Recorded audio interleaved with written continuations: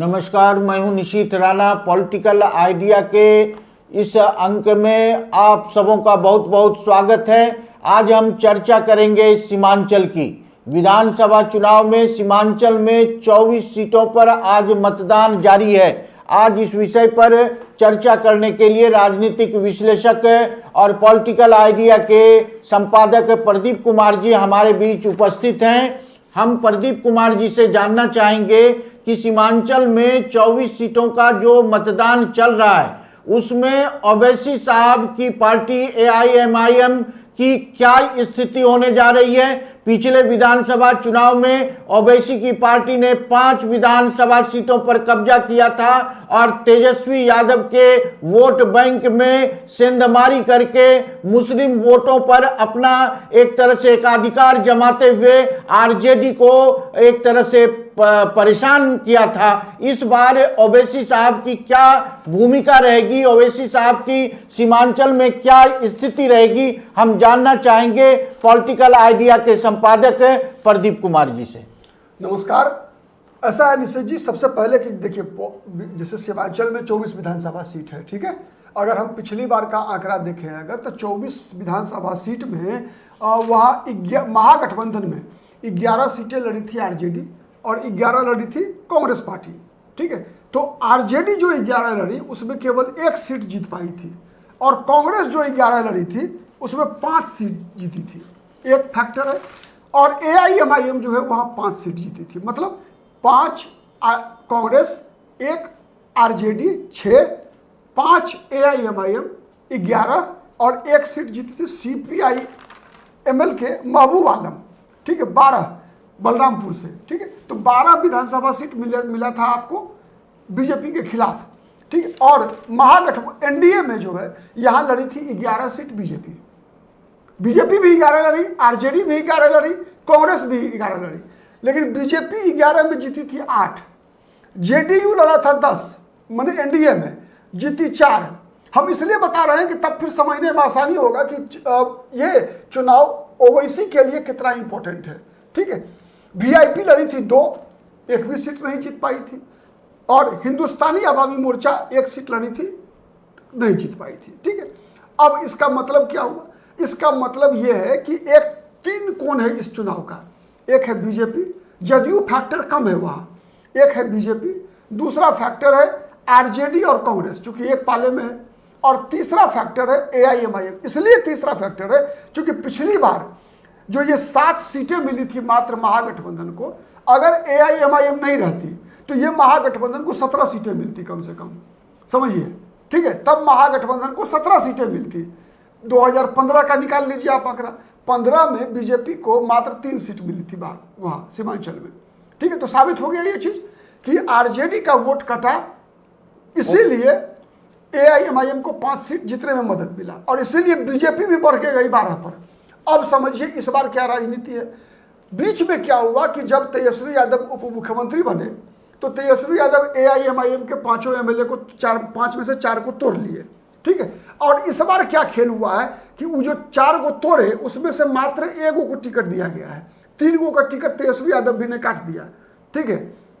अब एआईएमआईएम में बच गया अख्तरुल ईमान केवल, और अख्तरुल ईमान और असदुद्दीन ओवैसी पूरा सीमांचल में लगातार 6 महीने में घूम घूम कर कह रहे हैं एक ही बात कि क्या मुसलमान यादवों का दरी बिछाने के लिए है। मतलब 14% आबादी वाला यादव बिहार का मुख्यमंत्री बनेगा। 3% मैं नहीं कह रहा, एआईएमआईएम कह रही है, दर्शक को भ्रम नहीं होना चाहिए कि मैं कह रहा हूं, ठीक है। मैंने ओवैसी का ही कहना है कि 3% आबादी वाला मुकेश सहनी डिप्टी सीएम बनेगा, 14% वाला सीएम बनेगा, और जो 18% मुसलमान है क्या वो झाल बजाएगा? झाल बजाने से बढ़िया वो बोलते हैं दरी बिछाने वाला बात, ठीक है। ये ओवैसी की राजनीति है। ओवैसी की राजनीति क्या है? चूंकि ओवैसी को ये पता चल चुका है कि बिहार में विगत कई चुनाव से, लोकसभा चुनाव 2014 से यादव जाति के लोग भी हिंदू के नाम पर ध्रुवीकरण में शामिल होते हैं और कई ऐसी विधानसभा सीटें जहां आरजेडी का उम्मीदवार मुसलमान होता है तो वहां यादव जाति के लोग भी आरजेडी के मुस्लिम उम्मीदवार को वोट नहीं देते, चाहे वो लोकसभा का चुनाव हो चाहे विधानसभा का चुनाव हो। इसका कई उदाहरण है। लोकसभा चुनाव 2024 में देखिए, 4 सीट लड़ी महागठबंधन अररिया, पूर्णिया, कटिहार, किशनगंज सीमांचल का। 2 सीट लड़ी कांग्रेस, 2 सीट लड़ी आरजेडी। कांग्रेस दोनों सीट जीत गई, कटिहार और किशनगंज, लेकिन आरजेडी दोनों हार गई। पूर्णिया भी हार गई, पूर्णिया में तो जमानत जब्त हो गया, और किशनगंज और अररिया में भी हार गई। ठीक है, अब अररिया में हारी क्यों? इसलिए हारी अररिया में कि यादव जाति के लोगों ने आरजेडी के मुसलमान उम्मीदवार को वोट नहीं किया। ठीक है, आरजेडी का लोकसभा चुनाव में आरजेडी लड़ी थी 23 सीट पर 2024 में। उसमें 2 मुसलमान को लड़ाया था आरजेडी, एक अररिया से शाहनवाज आलम और दूसरा मधुबनी से अली अशरफ फातमी। दोनों उम्मीदवार इसलिए हार गए कि यादव ने वोट नहीं दिया, और यही समीकरण को ओवैसी यहां तोड़ना चाहता है, फायदा उठाना चाहते हैं ओवैसी, कि मुसलमानों को यह समझाकर कि भाई तुमको क्या मिला, लालू यादव का बेटा बनेगा मुख्यमंत्री तो आपको क्या, आपको आज तक क्या मिला? मुस्लिम लीडरशिप खत्म कर दिया गया।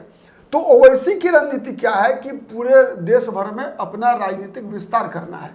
ठीक है, वहीं तेजस्वी यादव का मानना है कि ओवैसी का अगर बिहार में अगर पार्टी बढ़ेगी तो फिर आरजेडी का जो मुस्लिम यादव कॉम्बिनेशन है वो टूट जाएगा। सीधा घाटा जो है वो तेजस्वी यादव का है। ठीक है, तो इस कारण से जो है आप देखें ना कि 6 सीट मांगा गया था एआईएमआईएम के द्वारा कि आप 6 सीट दे दीजिए, हम कहीं चुनाव नहीं लड़ेंगे, लेकिन तेजस्वी यादव 6 सीट देने को तैयार नहीं हुए। कारण है उसका, वो 6 सीट देने का मतलब है कि कोई एको को नेता अगर मुसलमान का बन गया बिहार में तो फिर तेजस्वी यादव की दुकानदारी बंद। मैंने केवल यादव वोट से वो थोड़े राजनीति कर लेंगे, तब तो बीजेपी में शामिल हो जाएगा तेजस्वी यादव। ठीक है, तो ये चीजें हैं, तो यही चीज स्थिति को इनकास करने का प्रयास है ओवैसी का। ठीक है, असदुद्दीन ओवैसी ने तो स्पष्ट कहा कि भाई आप घोषणा कर दिए मुकेश सहनी के बारे में कि डिप्टी सीएम होगा, मुसलमान का क्या नहीं घोषणा किया कि फलाना मुसलमान जो है डिप्टी सीएम बनेगा बिहार का। तो ये सब चीजें असदुद्दीन ओवैसी विषय को उठा रहे हैं। वही चीज जोड़ते हैं वो उत्तर प्रदेश में भी ओवैसी, कि उत्तर प्रदेश में भी समाजवादी पार्टी में 2 नंबर का नेता आजम खान, लेकिन आजम खान जब जेल जाता है तो अखिलेश यादव कुछ नहीं करते हैं वहां पर। ठीक, अखिलेश यादव जो है वहां पर चुप्पी लगा देते हैं तब तक जब तक कि लगता है कि परिस्थितियां जो है बीजेपी के फेवर में है। मतलब बीजेपी से डरकर अखिलेश यादव भी तेजस्वी यादव यहाँ मुसलमान को टिकट कम देते हैं। काहे देते हैं टिकट कम? यादव को 14%, यादव को 52 टिकट। ठीक है, और मैं नहीं कह रहा, ये ओवैसी का कहना है। ठीक है, और 18% मुसलमान को 19 टिकट। ये कौन सा सामाजिक न्याय है? जब जातिगत जनगणना सर्वेक्षण के बाद ये बातें आई कि जिसकी जितनी आबादी उसकी उतनी भागीदारी। ठीक है, तो फिर मुसलमान में कहा ये बेईमानी है? तो यही सवाल ओवैसी का उठाना हो रहा है। ठीक है, चाहे वो बिहार में हो चाहे उत्तर प्रदेश में हो। तो इस बार जो 5 सीट पिछला बार मिला था, सीधा हिसाब किताब है 5, अगर ये 6 हो गया अगर, ठीक है, तो ओवैसी का कद बढ़ेगा। बिहार के बाद उत्तर प्रदेश में मन बढ़ेगा, बंगाल में मन बढ़ेगा। ठीक है, तो न केवल तेजस्वी यादव बल्कि न ममता बनर्जी, न अखिलेश यादव, कोई नहीं चाहता कि असदुद्दीन ओवैसी या एआईएमआईएम की ताकत बढ़े। ठीक है, तो ये बिहार जो है, जहां तक हमको लगता है कि सभी क्षेत्रीय पार्टी जो है वो मुस्लिम वोट बैंक के सहारे जो है वो सत्ता की राजनीति के शिखर पर पहुंचना चाहते हैं। सब मुस्लिम वोट बैंक को जो है अपनी ओर खींचने का प्रयास करते हैं, और ओवैसी साहब जो है वो मुस्लिम वोट को अपने साथ लेकर के उस क्षेत्रीय दलों को एक बहुत बड़ा नुकसान पहुंचाने की स्थिति में दिखाई पड़ रहे हैं। और यही कारण है कि सीमांचल में ओवैसी साहब का क्या पृष्ठभूमि होगा ये तो 14 तारीख को ईवीएम खुलने के बाद पता चलेगा।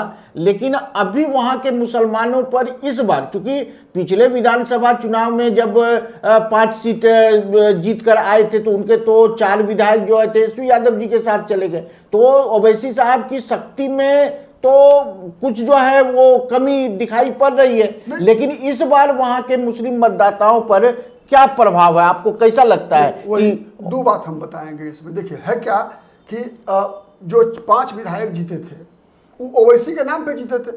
जैसे आरजेडी के अधिकतर विधायक जो जीतते हैं वो तेजस्वी यादव के नाम पे जीतते हैं। बीजेपी के एमएलए जीत कर आते हैं, नरेंद्र मोदी के नाम पे जीत के आते हैं।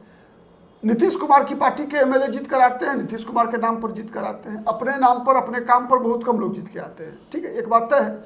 दूसरा, ये लड़ाई उससे बड़ी है, बात तेजस्वी और उसकी नहीं है, बात एक परिवर्तन क्या आया है 90 के बाद। देखिए जैसे आपने कहा ना कि अखिलेश यादव, ममता बनर्जी सब क्षेत्रीय पार्टी, तो क्षेत्रीय पार्टी मजबूत कब हुई? 90 के बाद।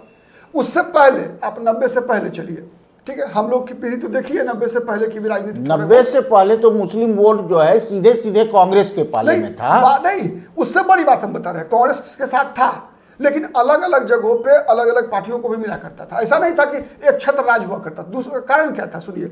अब देखिए उस जमाने में अगर आपको याद होगा 90 में, तो अब्दुल गफूर बिहार के पूर्व मुख्यमंत्री थे। मतलब आज कोई आप कल्पना कर सकते हैं कि कोई मुसलमान बिहार का मुख्यमंत्री बन जाए? नहीं कर सकते, क्योंकि ध्रुवीकरण इतनी तेज है जिसमें कोई मुसलमान को, लालू यादव ने कहा नहीं बनाया मुसलमान को मुख्यमंत्री?